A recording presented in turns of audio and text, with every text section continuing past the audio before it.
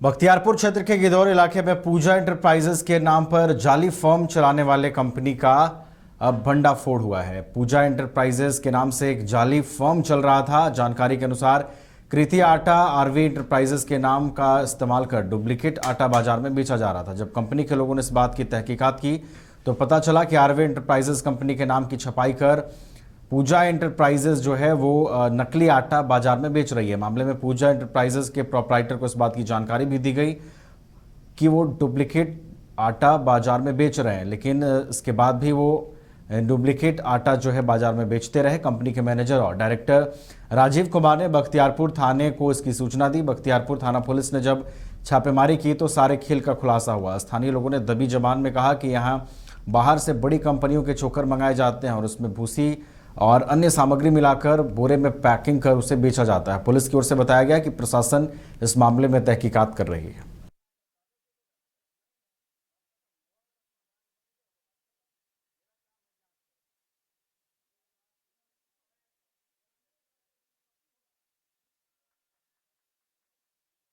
बढ़ते आगे, बिहार के दरभंगा जिले के बहेड़ी प्रखंड के सिरुआ गांव के पास टायर ऑयल प्लांट का संचालन सरकारी नियमों को ताक पर रखकर किया जा रहा है। इन प्लांटों से निकलने वाले जहरीले धुएं से आसपास के गांव के लोगों का दम घुट रहा है। इसके जरिए लोग अब परेशान हैं। इसके जहरीले धुएं से लोगों को एलर्जी, दमा और कैंसर जैसी घातक बीमारियों के चपेट में भी आने की संभावना। आलम यह है कि टायर ऑयल प्लांट से निकलने वाले धुएं जो है वो आसपास के गांव में भी अपना प्रभाव छोड़ रहा है। जब हवा का दबाव कम होता है उस समय लोगों की परेशानी काफ़ी बढ़ जाती है, जिससे कई लोग अब तक बीमार भी हो चुके हैं। लोगों ने सड़क के किनारे चल रहे टायर ऑयल प्लांट को बंद करने के लिए प्रशासन से गुहार लगाई है, पर अब तक किसी प्रकार की कोई कार्रवाई नहीं हुई।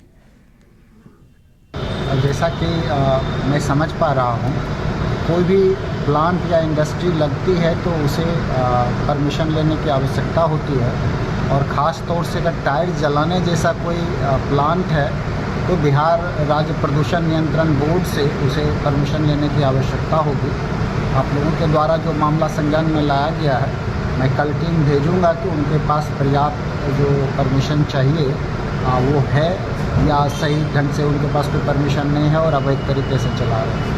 अगर अवैध तरीके से चला रहे हैं तो उन पर कार्रवाई होगी और उन पर हम लोग उसको बंद कराने का। जैसा कि मैं समझ पा रहा हूँ, कोई भी प्लांट या इंडस्ट्री लगती है तो उसे परमिशन लेने की आवश्यकता होती है, और ख़ास तौर से अगर टायर जलाने जैसा कोई प्लांट है तो बिहार राज्य प्रदूषण नियंत्रण बोर्ड से उसे परमिशन लेने की आवश्यकता होगी।